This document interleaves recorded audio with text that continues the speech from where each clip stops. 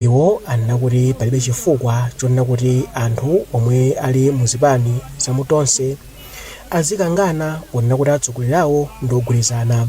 Nduna yoona zophwitsa anthu a Timothy Mtambo anagwirizana ndi abanda ponena kuti dziko lomwe lilibe mgwirizano silichita bwino pa chitukuko. Msonkhanowu mtsogoleri wa chipani cha AFOD Enoch Chihana anati boma la TONSE likulingalira lonjezo lomwe lidanena kunena kuti lidzalemba anthu ntchito 1 miliyoni ponena kuti likweze kufika pa 2 miliyoni. Koma Chihana anena kuti izi ndi zogwira ngati Amalawi angakhale ogwirizana. Ndipo wachiwiri kwa mlembi wa chipani cha Kongresi Catherine Gotani Hala omwenso ndi sipikala wa nyumba ya malamulo analangiza anthu adera pakati boma la Nkhata Bay kunena kuti adzavotere munthu yemwe amatha kuyankhula Chingerezi ponena kuti amuone amayankhula bwino. Anthu opitirira 17,000 ndi omwe akuyenera kudzavota pa chisankho chapadera chomwe chichitike pa June 29 dera pakati boma la Nkhata Bay. Ndipo pakadali pano anthu akukaunika mayina awo mukaundula wa mavoti. Gulu la anthu ena okhudzidwa lapempha boma kuti lisinthe ganizo lake lopititsa anthu othawa kwawo pa zifukwa zosiyanasiyana kumalo omwe amakhala adzaleka m'boma la Dowa. Poyankhula pa msonkhano wa Nkhani mu mzinda wa Blantyre wapampando wa gululi Andango Nyewenda adati malowa ndi ochepa ndipo sangakwanitse kusunga anthuwa. Gululi lati lachiwiri likubwerali likapereka kalata ya madandaulo awo pa nkhaniyi. Anyirenda kufotokoza. Tikuona kuti kampuyo inapangidwa kuti izasunga anthu 14,000 pachiyambi. Kwa mmene tikulankhula panopa chifukwa cha kuberekana chani kuli anthu 50,000. Ndiyeno tikatenganso anthu amene ali makuka mwathumu amene anapanga integrate mujendife mu society onse kuti tatenge kumene koko ndi nambala yayikulu. Ndiye kodi tikufunsa kuti kodi akakhalako bwanji boma kwisapo kuti sili kuganizira bwinobwino kuti malo ongochepa. Ife tikulipempha boma kuti limange malo ena olakoza kuujeni kukuza zaleka ija kuti zitengere kuti anthu onse amene alipo akoza kakwana bwinobwino ndi kukhalanso mwa umunthu. Ndipo poyankhula pa msonkhano omwewo wapampando wa bungwe la Economic Empowerment Action Group Temson Jinjala wapempha boma kuti liyike malamulo oletsa nzika zothawa kwawo pa zifukwa zosiyanasiyana kumachita malonda mdziko muno.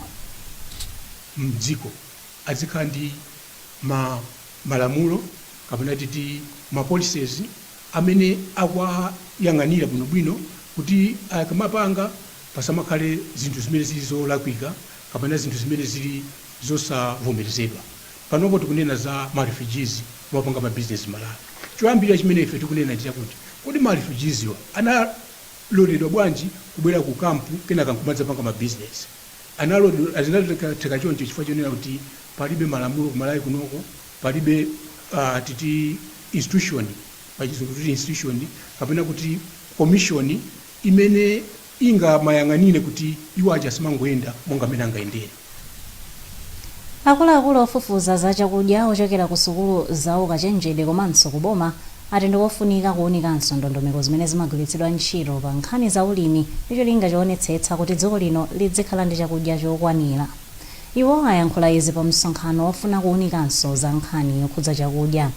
Mphunzitsi wa ku sukulu ya ukachenjede ya Lilongwe University of Agriculture and Natural Resources Professor Diamond Gambewa wati pakufunika kupeza njira imodzi imene boma komanso mabungwe angamayitsate pa nkhaniyi. Gambewa akufotokoza zambiri kwa mtolankhani wathu Rebecca Chimcheka. Pamene nduna za umoyo wolandira ndalama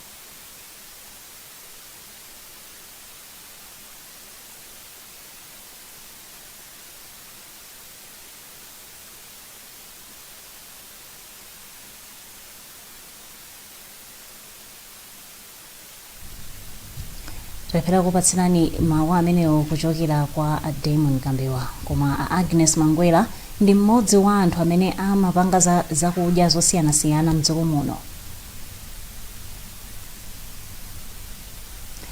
Tipitirire ndi nkhani zathu madzulo ano pamene mliri wa COVID-19 wadzetsa mavuto osiyanasiyana mdziko muno. Boma silinayike ndalama ku ntchito yolimbana ndi mliriwu mu ndondomeko ya chuma ya 2021 ndi 2022. Kuphatikiza apo akatswiri a zaumoyo ati ndondomekoyi sikupereka chiyembekezo chothana ndi mavuto a zaumoyo amene ali mdziko muno. Mandipo ndani ali ndi ripoti. Pamene nduna za umoyo walandira ndalama zokwana 187.2 billion kwacha kuchokera pa 204.7 billion kwacha chaka chatha, akatswiri ena za umoyo ati zikupereka chithunzithunzi choyipa komanso chodetsa nkhawa pa nkhani za umoyo mdziko muno mchaka chimene chikudzachi. Ndondomeko ya chuma imene nduna za chuma Felix Mlusu ayipereka ku nyumba ya malamulo ikuonetsa kuti ndalama zikhale za malipiro a anthu ogwira ntchito ku nduna za umoyo, kugula mankhwala komanso akatemera ndi ntchito zina makamaka mzipatala za m'maboma komanso zikuluzikulu za m'mizinda. Koma ndondomekoyi sinaonetse za ntchito yolimbanirana ndi mliri wa COVID-19.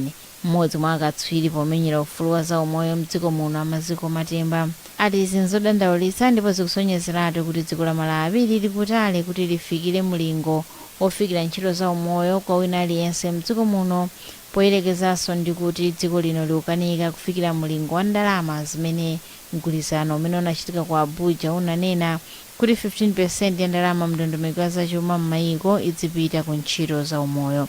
Polankhulapo mogwirizana ndi amatemba a George Chobe amene ndi mkulu wa Malawi Health Equity Network ali nkofunika kuzindikira kuti zinthu zambiri mdziko muno sizikuyenda bwino kamba ka mliri wa COVID-19, kotero nkofunika kuyika ndalama zothananirana nawo. Iwo ati nzodabwitsa kuti boma silinayike ndalama zogulira katemera wa COVID-19 ngakhale bungwe la za umoyo pa dziko lonse lapansi la World Health Organization linauza mayiko kuti lionetsetse kuti anthu 60 mwa 100 aliwonse m'mayiko mwawo alandira katemera wa COVID-19. Kotero Ajobe ati kutsitsa kwa ndalama zimene zapita ku nduna za umoyo kwabwera pa nthawi yolakwika. Tinaphera kulankhula ndi nduna za umoyo mdziko muno akhumbizika Ndolo Chiponda kuti ayankhepo pa zakusowekera kwa ndondomeko zothananirana ndi COVID-19 komanso ntchito zina za mamangidwe azipatala mu ndondomeko ya chuma cha chaka chino. Izi zikubwera pamene unduna za umoyo mdziko muno ukumana ndi mavuto osiyanasiyana monga kuchepa kwa kugwira ntchito zipatala, mankhwala komanso kusafikirika kwa zipatalazi. Ophunzira pa sukulu ya sekondari ya Dedza awalimbikitsa kuti atengere chitsanzo cha anthu ena amene anaphunzirapo pa sukuluyi. Mawu achilimbikitsowa akudza pamene sukuluyi imakondwerera kuti yatha zaka 70 chikhazikitsireni. Ena mwa anthu amene anaphunzira pa sukuluyi ndi Peter Mutharika ndi Malemu Bingu wa Mutharika amene adakhalapo atsogoleri a dziko lino, oweruza milandu opuma a Richard Banda, oweruza milandu a Redson Kapindu, katswiri pa nkhani za chuma Henry Kachaje, mtolankhani Emmanuel Tuwala ndi abusa a Mark Kambalazaza. Sukulu ya sekondari ya Dedza anayikhazikitsa mchaka cha 1951. A Jack Chilima anali mlendo wolemekezeka pa mwambowu. Mmene timaphunzira pano timaphunzira za nzeru kwambiri, ndi zimene tifuna tione zimenezozo. The rules are here. The standards must be set here. Also kuti zaujeni za nklasi komanso za umunthu. Kudandaula pano anthu akuba achuluka anthu ota tiyambire kunoko waphunzitsa ana kuti izi nzanu wake inu zanu mugwirire ntchito, mukatha mwezi mulandire ndalama mukagule zinthu zanu osati mziba iya.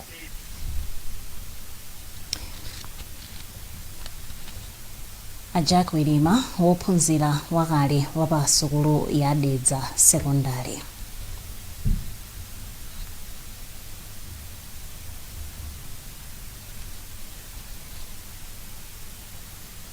Ndipo Ahazo Solomoni ndi mtsogoleri wa ophunzira akale pa sukuluyi.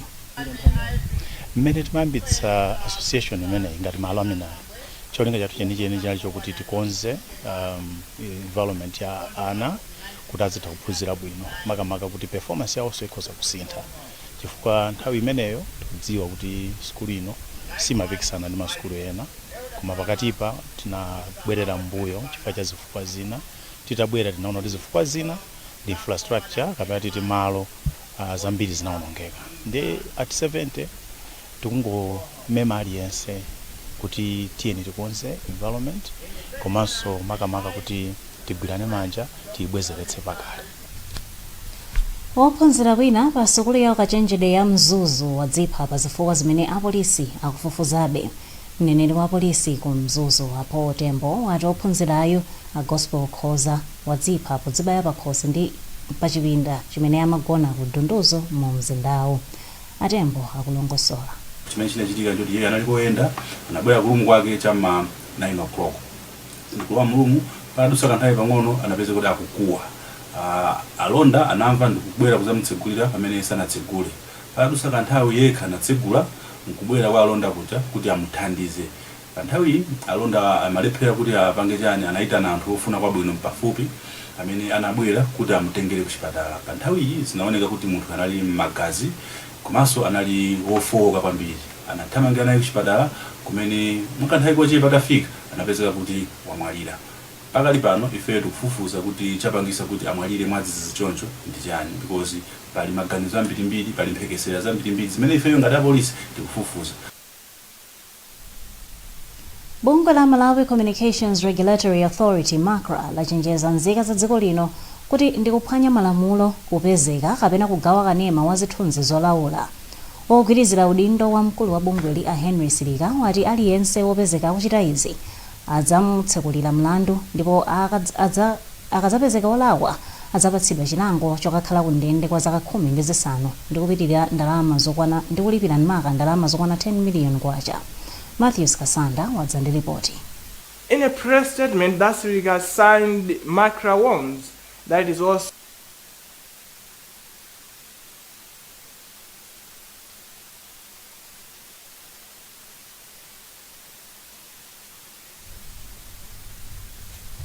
mpingo wa Salvation for All Ministries la Mulungu unakapereka mablangeti, SOKO komanso zinthu zina kwa anthu amene amapezeka ku mtaya wa area 6 mu mzinda wa Lilongwe.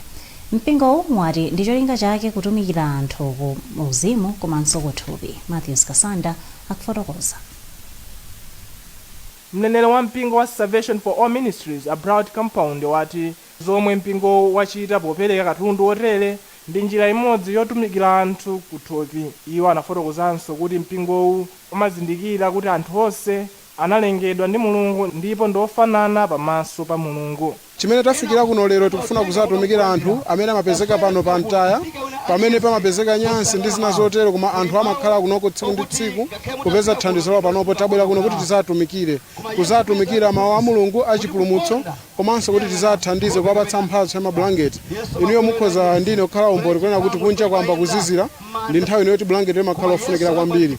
Ndaife ngati a ministry timakhala kuthandiza madera ambiri kutali, koma chinatikomera ngati tsiku la lero kuti tibwere kuno kuno kuntaya. Ndipo anthu omwe analandira thandizoli anayamikira mpingowu ndipo ena anaonjezera kuti akankoyamba kulandira thandizo lotere. Kwa ine thokoza mbuye poseka bonkhawire iliyonse ambuye amchita zinthu zazikulu simbembekeza zimenezo. Popatula kupereka mablanketi, sopo komanso katundu wina, mpingowu unalalikiranso mawu a Mulungu kwa anthuwa. Mpingowu umatsogozedwa ndi Apostle Clifford Kawinga. Ndipo anthu achipembedzo cha Chihindu mu mzinda wa Lilongwe pansi pa bungwe la BAPS la Mulungu anakonza mwambo wopereka magazi pofuna kuthandiza anthu amene ali ndi vuto lakusowa kwa magazi mdziko muno. Mmodzi wa akuluakulu a BAPS a Mahesh Patel anati bungwe lawo lidzipereka pofuna kuthandiza anthu amene akusowa magazi mdziko muno. Taonga Sabola ali ndi zambiri. Polankhula pambali pa mwambo wopereka magaziwu, Apatelo anati kupereka magazi ni ntchito imodzi mwa ntchito zitatu zimene bungwe lawo limachita chaka chilichonse. Kupereka magazi chipacha cha anthu wambiri kuli upanda magazi is very survive and vinaso kuli anthu wambiri upanda magazi ya mamadira. So ifeyo chaka cha zonse amaganiza kuli alipo community watu wankulu wambiri, so tipasireso magazi amene kuli anthu vinandi vina mutithandizeso vinandi. Ndipo mmodzi mwa akuluakulu aku Malawi Blood Transfusion Service Activeness Anastasia Mwenda anathokoza bungwe la BAPS chifukwa cha mwambowu. Ndikokondwa kwambiri kwa bungwe limene limathandiza kwambiri nthawi zambiri amabwera in large numbers kuti adzapereke magazi amatithandiza ndithu nthawi ndi nthawi ngati kuli enanso magrupu amene angathe kusonkhana pamodzi akhozanso kuchita chimodzimodzi kuthandiza odwala amene akuvutika ku zipatala zosiyanasiyana mu Malawi. bungwe la BAPS ndi bungwe la Chihindu lomwe limalimbikitsa anthu kuti azikhala ndi umunthu komanso chikhulupiriro pothandiza ena. Nkhani zathu madzulo ano ndi zomwezi koma tisadasiyane nayinso mitu yake. Bungwe la CSAT lati pakufunika zilango zokhwima kwa aliyense wozemba kupereka msonkho. Mtsogoleri wakale wa dziko lino a Joyce Banda wati palibe amene angakwanitse kusokoneza boma la mgwirizano wa TONSE. Ndipo mu nkhani zina anthu ena okhudzidwa apempha boma kuti lisinthe ganizo lake lopititsa anthu othawa kwawo kudzaleka refugee camp. Kumbukirani kuti mutha kupeza nkhani izi ndi zina zambiri pa makina a internet pa www.times.mw, pa Facebook pa tsamba la Times 360 Malawi komanso pa Twitter @Times 360 Malawi. Chonde sambani m'manja pafupi khalani motalikirana ndi anzanu komanso valani masiki nthawi zonse kuti muziteteze ku COVID-19. Munali ndi ine ELITA SOKO.